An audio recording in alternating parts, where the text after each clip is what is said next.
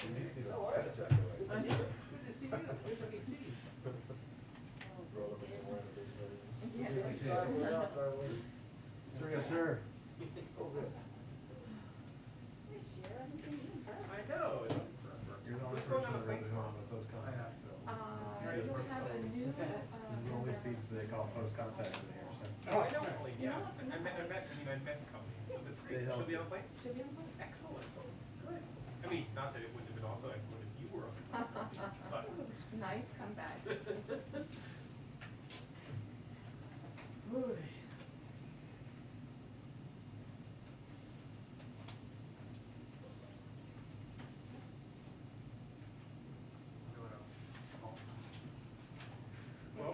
I saw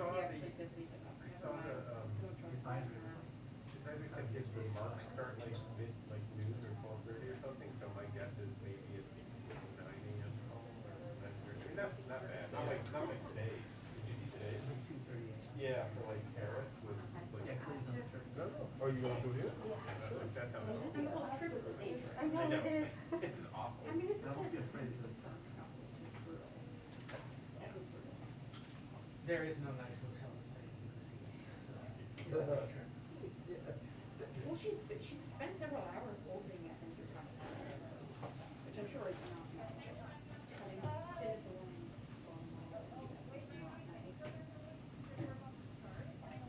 Nice place. Yeah, I mean, it was honestly, it was fine. I'm sure her experience was definitely fine.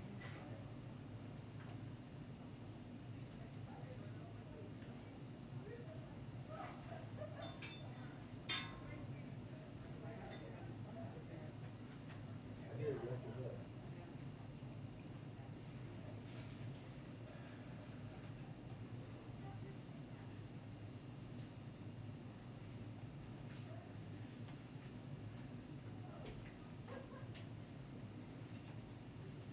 Cheers.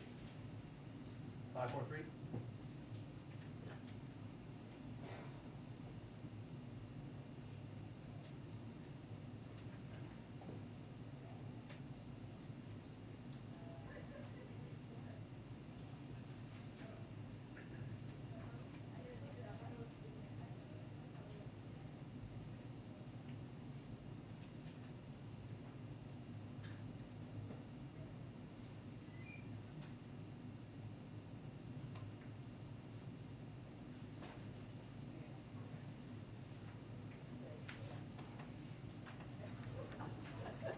Hi, everyone. Okay, just a couple of items for all of you at the top.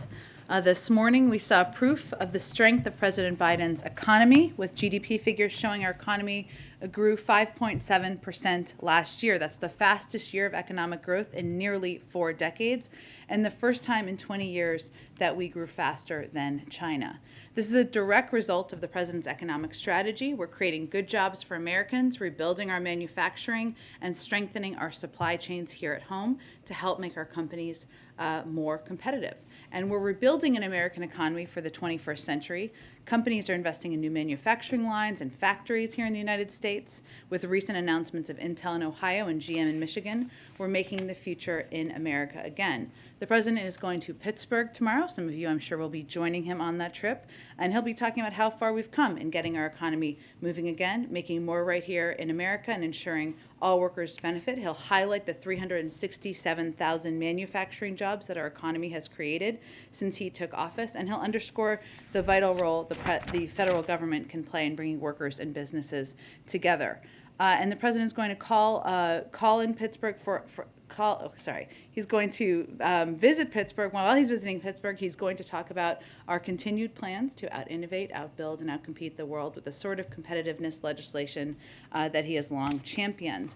Of course, we love charts, as you know here, so this is just a chart to show you all the direction of economic growth, which of course it is moving in the right direction.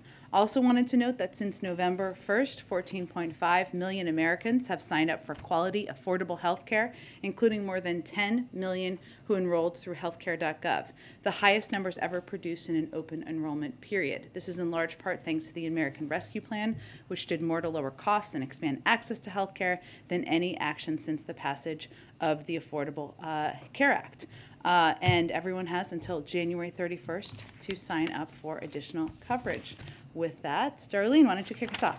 Thank you, Jen. A couple of questions on the Supreme Court now that Justice Breyer's retirement is official, Sure. and one quick foreign policy one. The president just said that he intends to nominate someone by the end of February. We have seen some slippage in past White House deadlines, but Fed nominees was an example recently. So how hard and fast is the end of February deadline the president just set for announcing a nominee? Or do you see a scenario where it could slip into March? Well, the president said he intends to nominate. So that is, it makes clear that this is a priority for him. He will obviously be spending time on it. As I think you heard him say as well, he's already been reviewing bios of potential candidates. That's something that he's been doing since last year. But beyond that, Darlene, I think the president also knows from his long history as former chairman of the Senate Judiciary Committee and as the vice president, when there were 2 Supreme Court nominees confirmed, that you want to pick the right person, and he takes his role seriously, including the importance of the consultation with the Senate. Is there anything you can add on how quickly he would like to see the nominee clear the confirmation process once he names that individual? I'm not here to set deadlines.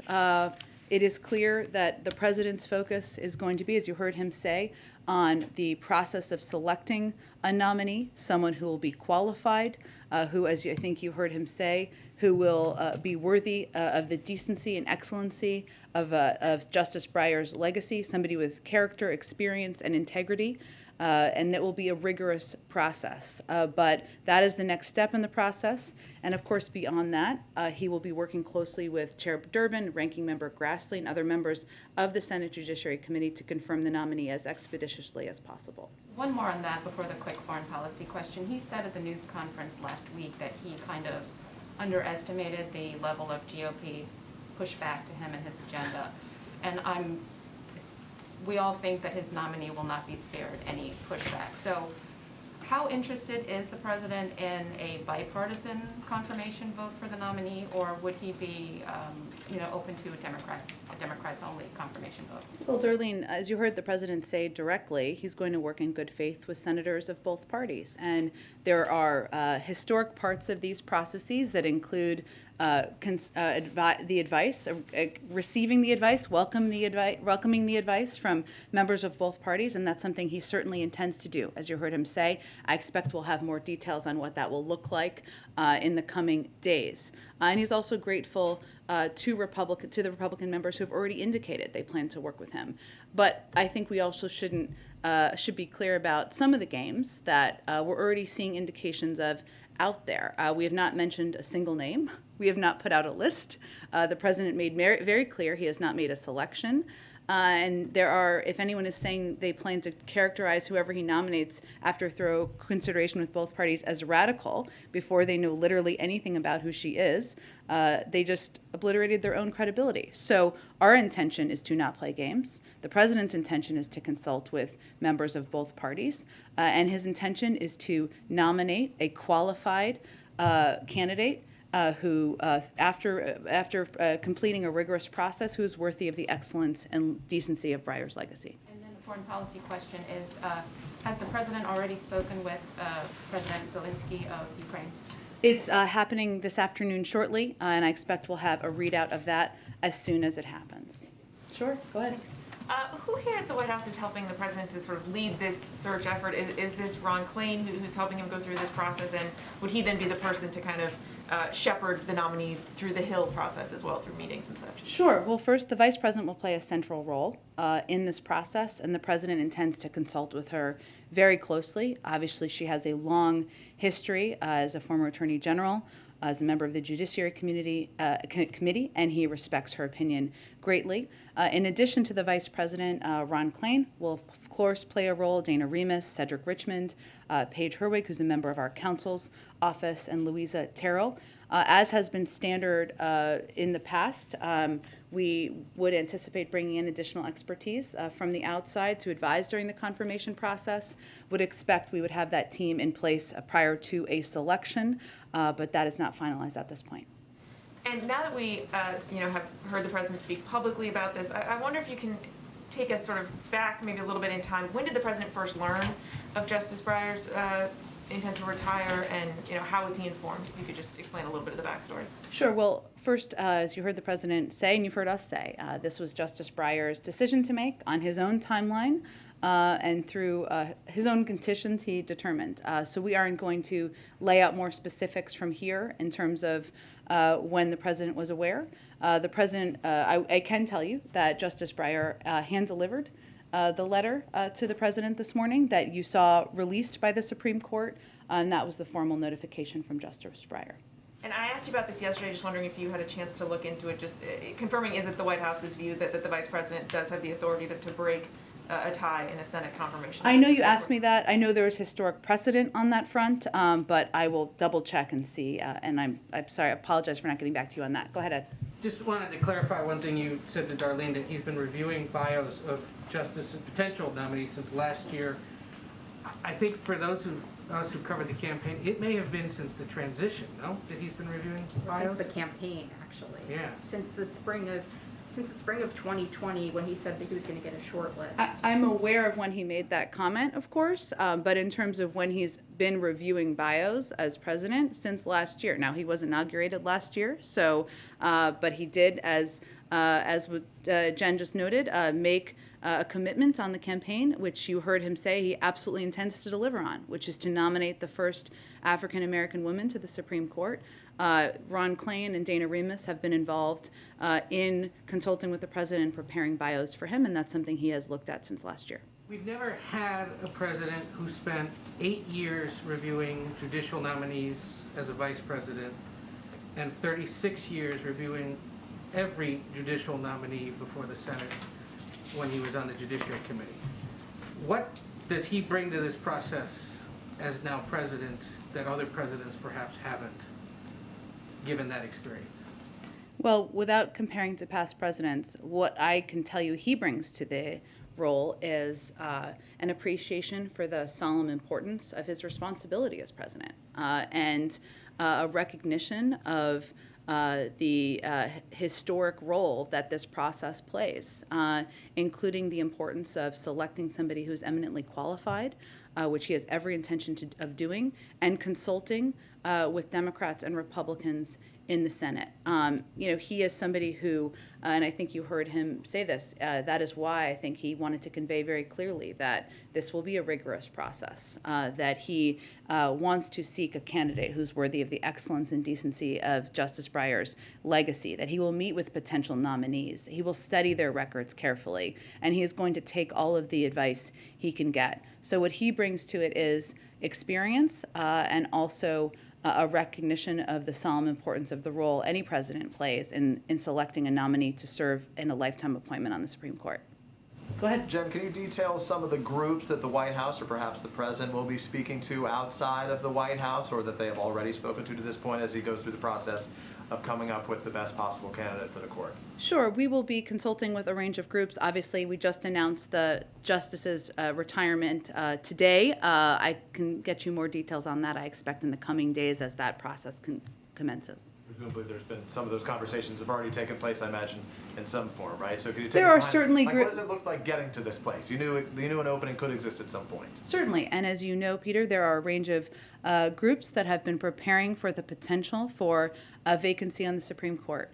I will just reiterate that the president's view has always been that it is up to the decision of every individual Supreme Court justice to determine when they will resign or when they will retire. And that is how he has asked all of us to conduct ourselves. But there have been a range of groups out there who have been compiling their own lists, especially given the president's commitment to nominating an African-American woman, the first to ever serve on the Supreme Court. And certainly we have been consulting and will continue to consult with them about their views. Let me follow up on the foreign policy question. I know you'll give us a readout at some point, but obviously the president goes into these calls with an expectation of what message he wants to deliver. So what is the president's message to the Ukrainian president today as we witness this continued buildup of troops along the Ukrainian border of Russians? Well, I would view this call as part of regular engagement with the Ukrainian government. This will be the third time the president and President Zelensky have spoken in just the last few weeks since December. They'll discuss the latest diplomatic and deterrence efforts with Russia. The president will reaffirm the United States' commitment to supporting Ukraine's sovereignty and territorial integrity and our commitment to nothing about Ukraine without Ukraine. But this is more of a check-in call than it is a call where there is a specific announcement being delivered. Has the White House changed its assessment? Has the Biden administration changed its assessment that a Russian invasion is imminent? Well, I would say that we have said since last week that we have seen preparations and buildup at the border and that an invasion could come at any time. Our assessment has not changed since that point. And then can you just talk about, last thought on this topic, which is one of the complicating factors here is that Russia is now surrounding Ukraine from a variety of different places, right? They're not just on the east, they're on the north, they're on the south as well. They're in Belarus. So can you describe how that complicates the decision-making process now, or what challenges that poses for you, and just the fact that they are now in a third country in Belarus, what message that sends to the United States? Well, I would say there's a couple of ways we look at that, Peter. One is, as you know, we're continuing to strongly encourage U.S. citizens who are in Ukraine to depart Ukraine because we watch closely, and while we don't, and we're not predicting what President Putin may do, we certainly are watching closely the buildup of tens of thousands of troops on the border, and also the fact that we want to ensure there are ample ways for American citizens to depart Ukraine should they decide to leave Ukraine. We're certainly encouraging them to do that. The second impact, I would say, is that we're in close consultation with our European partners about their own security concerns, and certainly in close consultation with them and our NATO allies who are in the region and in surrounding countries about what security needs they have. And that is something they are watching closely. As you know, we announced just a couple of days ago that we have 8,500 troops at the ready as part of a NATO force. That would be a decision made through consultation in the NATO alliance, not by the United States, but certainly they're all watching the buildup and the movements of troops by the Russians. The number remains 8,500, though, for us for today. Correct. Okay. I would point you to the Department of Defense if there's any updates, but not that I am tracking any changes in that front. Go ahead. How soon do you expect to have a short list for the president of the Supreme Court nominees? I expect we will have a short list. How soon? Sorry. I can't give you an exact prediction of that. I will note, Steve, that the president has been reviewing bios, so I'm not going to define what that being the short list, but I will tell you that he has already started reviewing potential candidates. What's your time frame for getting someone confirmed? Would you like to have it done by June, or what are you thinking? As expeditiously as possible, Steve. But the president also notes, and I think this is important because I know there have been a range of calls out there for a timeline. His view, and this goes back to Ed's earlier question, this is a nominating someone to serve in a lifetime appointment on the Supreme Court. We want that to happen as expeditiously as possible, and we will call out games as we see them. But the president's focus is on nominating the right person. He said he intends to do that in February, and then working closely with the chairman and ranking member from there. Do you expect him to only consider sitting judges? Well, the president believes that sitting judges can make excellent justices, but he does not believe that is a prerequisite.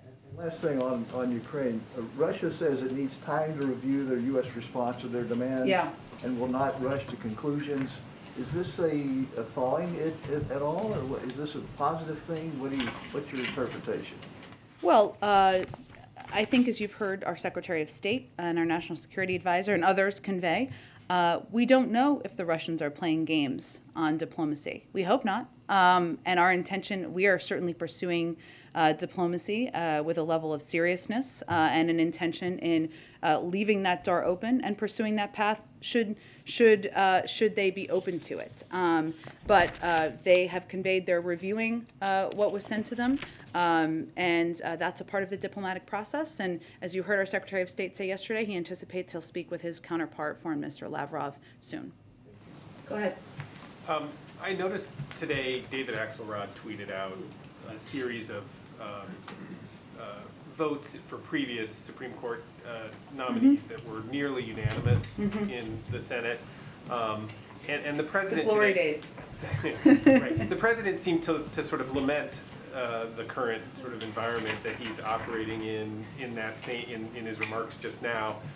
Have you talked to him about that? And is there, this sort of gets to an earlier question as well a little bit, but is there a desire on his part to try to find a way to pick someone who could have the broadest possible appeal, and what's his sort of attitude about, you know, after all these years he's pursued the presidency, he's been vice president, now this is his one opportunity to do this, and he's in this moment in Washington where, you know, that's very unlike the environment that he spent most of his career in.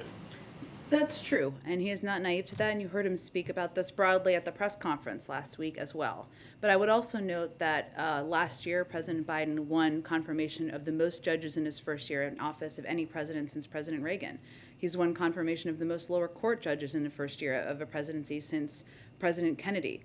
He has nominated and confirmed more African-American women to the circuit court ever in history. The number 8 that he has nominated and confirmed is more total than ever in history. So I would note that even in the environment we are living in, a divisive environment at times, where if you take voting rights, for example, where I know I've said this a lot, but it's a good example, 16 senators who have supported voting rights in the past don't support it now, we have still been able to make historic progress on moving forward judicial nominees. His intention and his focus is not on navigating out the legislative game playing. It is on selecting and nominating an eminently qualified African American woman to serve on the court. And he will work closely in good faith with Democrats and Republicans on the process to consult them in advance and then to move through the confirmation process. But that is how he's going to approach it. And the question of whether or not that person could earn support from Republicans isn't likely to be an influencing factor as he picks among the possible qualified candidates? Well, I don't think we should buy into that game playing, and I don't think the president believes that. You know, if you look at what the president has committed to, nominating the first African American woman, it's been over 230 years, as we know, since the Supreme Court came into being. A black woman has never served on it. And the president's view is that anyone who's saying that that's not possible or we can't find the most eminently qualified person, that's ludicrous. I mean, that's suggesting that black women should not be a part of the most important court in our nation, that there aren't black women who have distinguished themselves by rising to the top of the legal profession with the strongest credentials imaginable. There are. Many of you are reporting different lists of names of many potentially qualified candidates. So his focus is going to be on pursuing this process with rigor, with the seriousness that it warrants, and he is hopeful he will have partnership in approaching it from members of the Senate. Go ahead. Just to put a little bit of finer point on what you just got to at the end of Yeah. that. You know, there have already been conservative commentators talking a bit about why a black woman that's to commit to that is reverse racism or some kind of signaling, a virtue signaling or something like that. What do you say to people who are saying that that is, you know, an inappropriate way to set out prerequisites for who he's going to choose? Well, first we'd say that the fact that no black woman has been nominated shows a deficiency of the past selection processes, not a lack of qualified candidates to be nominated to the Supreme Court. I'd also note, I've heard that some conservatives may be fans of President Reagan, and when former President Reagan, And when he nominated Sandra Day O'Connor, he said, quote, "Judge O'Connor's confirmation symbolizes the richness of opportunity that still abides in America. Opportunity that permits persons of any sex, age, or any race from every section and every walk of life to aspire and achieve in a manner never before even dreamed about in human history."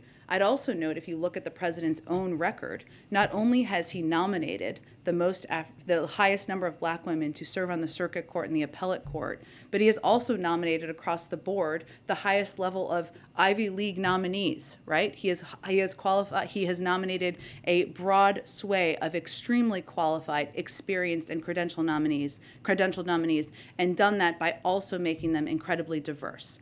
And so the president's view is that it is long past time to have a black woman on the Supreme Court, and that it, again, reflects challenges or deficiencies in the past processes. You know, there are also the questions that you kind of got at it with the Ivy League degrees point.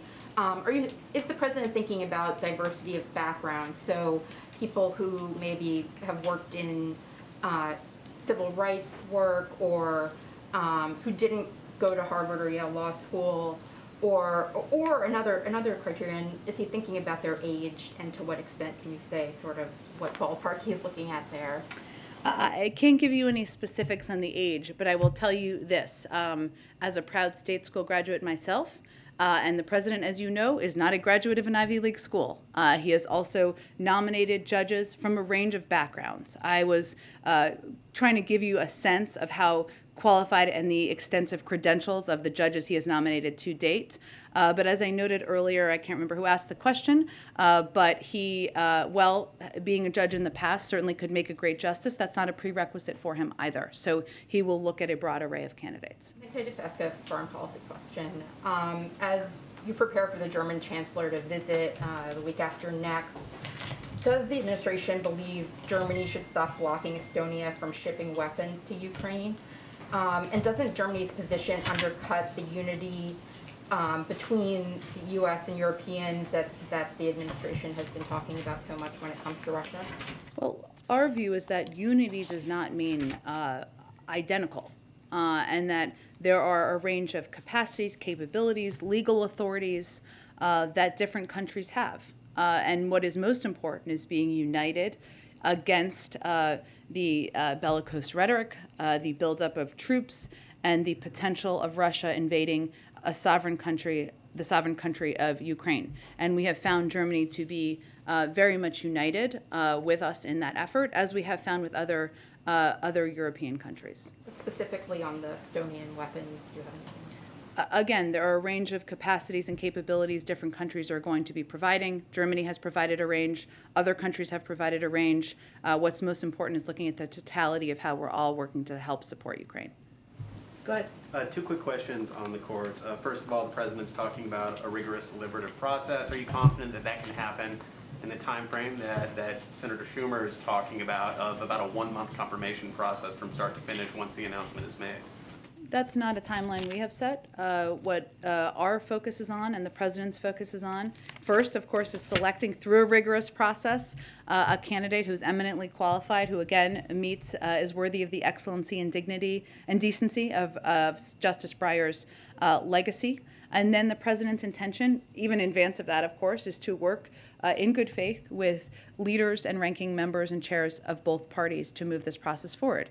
He wants that process to move forward expeditiously, and he is certainly hopeful that everyone will come to the table in good faith. Oh, okay.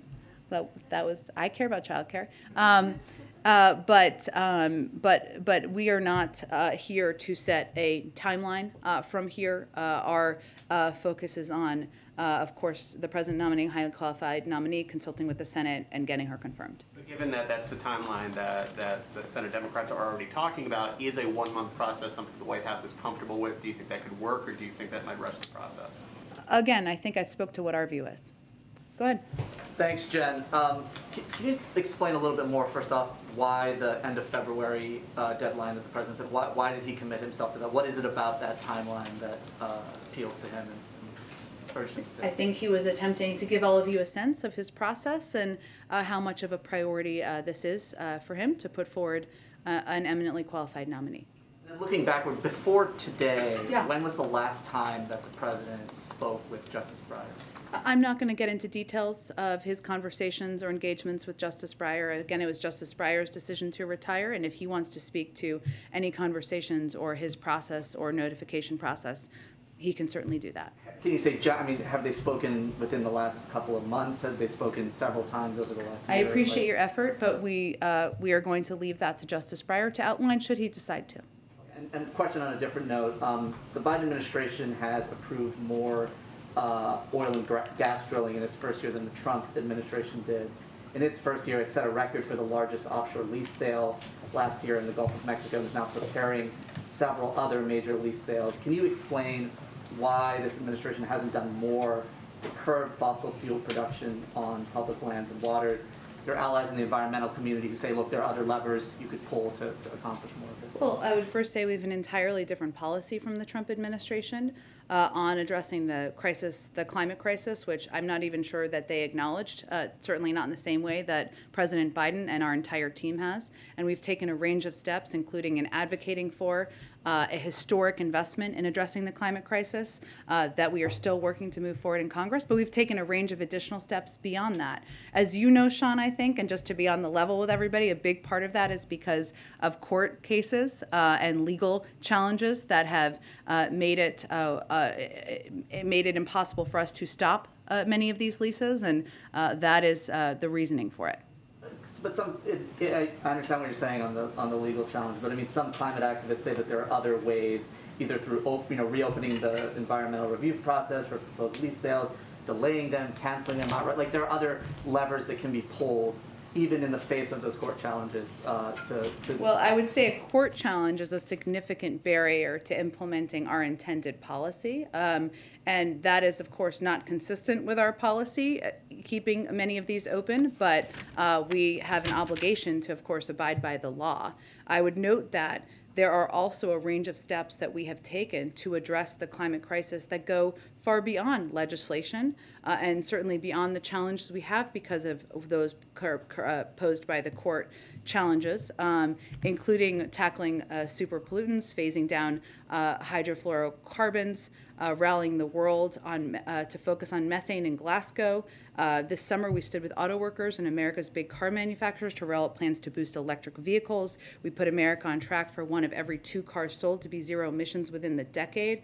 You heard a lot of CEOs yesterday speak to how important addressing the climate crisis is even to their industries. That's something the president is committed to. So I don't think our approach could be any more starkly different from the approach of the former president. Go ahead. The last count that I saw had the president getting 42 of 81 nominations confirmed, judicial nominations confirmed through the Senate. A lot of them, a good number of them had a close margin in terms of the Senate vote. Yeah. Is the president expecting that same kind of unity within the Democratic caucus with whomever his nominee should be, just given how difficult it's been getting unity on other portions of the agenda? Well, again, the president, as you heard him say, hasn't made a decision. The only decision he's made is to nominate a black woman to the Supreme Court, the first in history, one who is eminently qualified, and that is his intention, and he intends to do that once he concludes a rigorous process.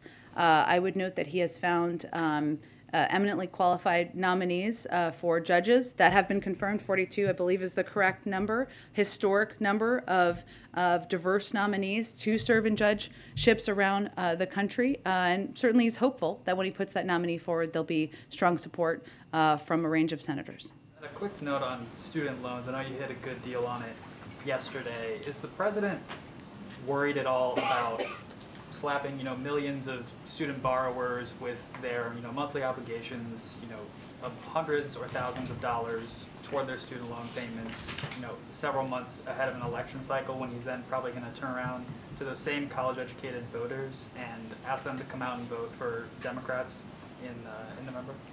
Well, I think first, no one has been required to pay a single dime of federal student loans since the president took office. I'm not sure there's another time in history where that has been the case in the first year of a presidency. At the same time, our economy is seeing one of the strongest recoveries in history. And the president has also taken historic steps to provide relief and he's canceled $15 billion of student loans during his first year in office. Obviously, as we get closer to the timeline in May, we will have to make a decision about what's next. And we've obviously been clear on what we're preparing for, but the president's going to make these decisions based on what we're seeing in economic data and what we feel is certainly needed at this time in the country. What would you say to borrowers who look at, the 11, I think the $15 billion number was one you shared yesterday, of debt that he's canceled so far, and they say, he can cancel that debt, why can't he cancel my debt as well, if they're not in the particular groups and classes of borrowers he's canceled for? I would say if Congress sends him a bill to cancel $10,000 in student debt, he'd be happy to sign that into law. Go ahead. Thanks, I got two today. Lawrence Tribe told Real Clear Politics yesterday that he'd likely stand by his past comments that a vice president can't break a tie to confirm a SCOTUS nominee. I know you said you were going to check on the specifics yesterday, so I was just wondering if there's an update on where the administration stands on this. Oh, Mary just asked that question. It's okay.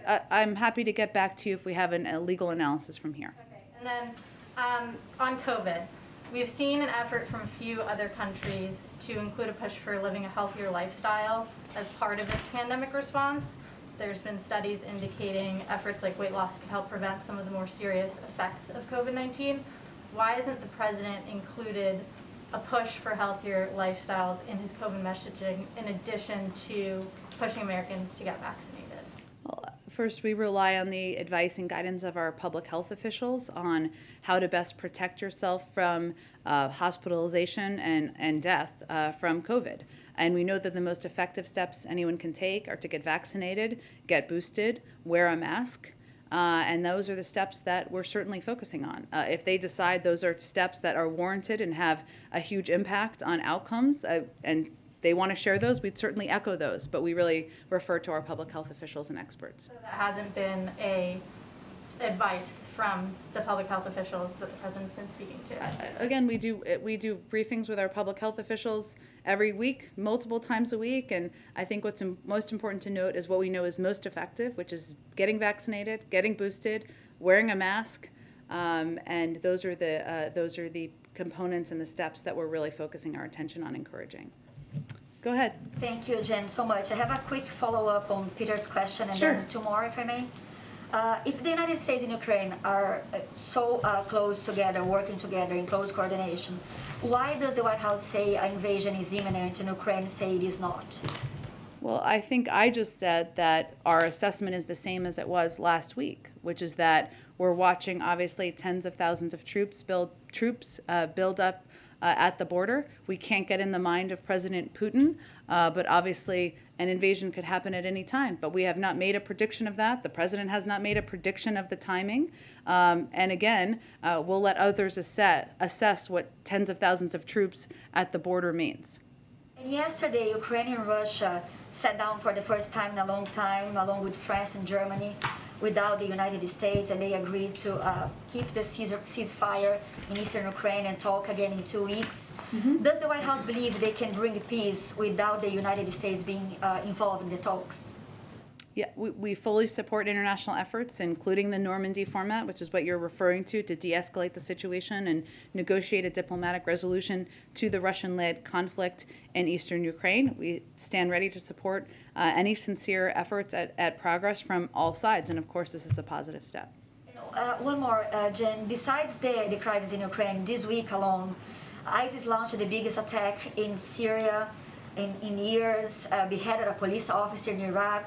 In a video again, the UN chief said Afghanistan is hanging by a thread. People are starving and freezing after the United States left the country. So is this what American leadership or America back look like? And can you say this is a winning foreign policy? There was a lot racked up in that question. What is your question exactly? I'm asking, we see things happening with ISIS that we haven't seen in years, launching big attack in Syria, in Iraq. We see people in Afghanistan hungry, starving, freezing. In the United States, I'm asking, yesterday you were asking the question, what happened the last year, after 1 year president in office? in foreign policy, and you say America is back. So my question is, just yesterday we saw so much happening in the world. Is this what American back means? Well, ISIS has been a terrorist organization for many years through the course before President Biden took office. They've been terrorizing people for many years. That is not new as of the last year. And we have spoken out about that at every time when it has been appropriate to do exactly that. I would say the president's role over the last year, as I've talked about a bit in here, has been rebuilding our relationships around the world that have been were frayed during the prior 4 years, reminding other countries around the world that we are a reliable partner, a reliable ally, and the fact that we have had more than 100 engagements with countries around the world at a range of levels and formats as we look to the aggressive behavior of Russia speaks to that, speaks to it doesn't happen by accident. That's why we have a united front as we're looking at the potential actions of President Putin. So I think that speaks to the work the president has done over the past year. Go ahead. A question about Brazil very quickly, my country. So the White House says Brazil is a strategic partner in the hemisphere, but so far, 1 year after in office, President Biden hasn't spoken yet with the Brazilian president. I wonder why that conversation is still, I know there is a lot of other priorities, but why just completely ignoring this conversation with Brazil? I know that Brazil is pushing to have this conversation. Well, our Secretary of State, our chief diplomat, spoke just a few weeks ago with his counterpart about our shared priorities, including a need for a strong, united response against further Russian aggression against Ukraine. We're obviously consulting broadly across the board, and so I think that certainly is an appropriate, very high-level engagement, and when there's a call with the president, we'll let you know. Go ahead. I think we're moving on. Go ahead. Thank you, Jen. My question is more on the human element of what's happening in Ukraine. In 2014, after Russia invaded Crimea, more than 1 million Ukrainians sought asylum in neighboring countries. Ukrainian diplomats in Europe are now saying that if Russia invades now, that there will be many, many millions more. What preparations are being made to work with the EU to alleviate this potential refugee crisis? Is the U.S. considering allowing Ukrainians to enter the country without a visa, or is it even just material support for potentially housing and feeding millions of Ukrainians who are going to be displaced? Well, I would say, and you touched on this a little bit in your question, but since the conflict began almost 8 years ago, we have provided, there has been huge humanitarian challenges in Ukraine. Most of the needs are in the easternmost regions, of course, bordering Russia, including Donetsk and Luhansk, where fighting along active front lines have resulted in civilian deaths and injuries and damage to civilian infrastructure, including critical water supplies. That's already been happening over the past several years, and obviously COVID-19 has exacerbated that. USAID has a disaster expert in the country who's monitoring the situation closely, coordinating with other donors, assessing the evolving humanitarian needs of the Ukrainian people, and liaising with partners to determine what steps may be needed. Now, obviously, if Russia invades, that could create and exacerbate existing humanitarian needs stemming from these years of conflict. And we have, over the course of the last 8 years, provided more than $51 million to vulnerable communities across Ukraine, including nearly $141 million from USAID, food, safe drinking water, shelter, emergency health care, winterization services. And what USAID and our team on the ground will continue to do is assess what the needs are and make decisions accordingly. So I can't predict for you what that will look like. Obviously, our preference would be for a diplomatic path to avoid an invasion, but we have a long history of delivering urgent humanitarian assistance in Ukraine, and we're prepared to do that as needs warrant. More broadly, what lessons did the president learn after the fall of Kabul, which led to its own refugee crisis? What did he, I guess, learn from what at the time was viewed as kind of a fumbled response initially to hundreds of thousands of Afghans seeking to flee the country? As it relates to Ukraine, or just in general? As it could potentially be applied to Ukraine. Well, I would say ending a 20-year war that was failed, where we were spending billions and trillions of dollars every month and every year is a very different circumstance than what we're looking at here, which is the buildup of Russian troops on a border in Ukraine. This doesn't involve U.S. troops in Ukraine, right? So very different circumstance. I would say what we're applying, I would say, let me take it in a slightly different direction. What the president has learned from his time in the foreign policy world and working on global diplomatic issues over the past several decades is that it's imperative to work closely with your partners and allies and approach it from a united front, that we need to contingency plan and have a range of options, even as we're leaving the door open to diplomacy, which is certainly always the preferred path, and I think that's what you're seeing him do now. And that as it relates to Russia, which is a very different entity, of course, than what we were dealing with in Afghanistan, that the unending ability and capacity for the country to, and the leadership, I should say, to spread misinformation, attempt to lay the predicate for an invasion is something that we have to be quite mindful of. That's a very different circumstance, but certainly he leans on and his decades of experience in foreign policy. Go ahead. Hi. Yesterday, Senator Schatz, who chairs the Senate Indian Affairs Committee, wrote to the president asking him to commute the sentence of Leonard Peltier, a Native American activist who was convicted of murder in a very controversial trial about 4 decades ago. Is that something the president is considering or taking a look at this time? I don't have anything to predict for you on that front. Jen, I think we have to wrap up, everyone. Thanks so much. Have a great day. We'll see you tomorrow. Thanks so much. Okay. Everyone have a good day.